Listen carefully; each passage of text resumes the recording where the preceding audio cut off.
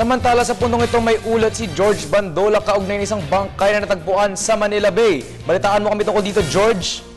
Ang babaeng ito ay hindi pa na-identify hanggang sa mga oras na ito, Zandro, mula na rin dito sa Manila Bay nang makita ng mga otoridad at base na rin sa pinakahuling report Manila Police District Homicide, alas 9 ng umaga ay natagpuan ang babae dito na palutang-lutang dito sa gilid ng Manila Bay. Nakasapatos ito ng kulay itim, nakamaong na shorts at naka-blue na t-shirt.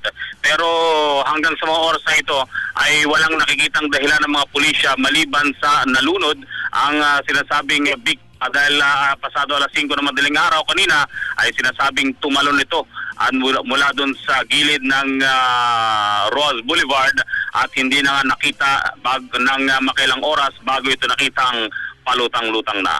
Para sa Telebisyon ng Bayan, George Bandola.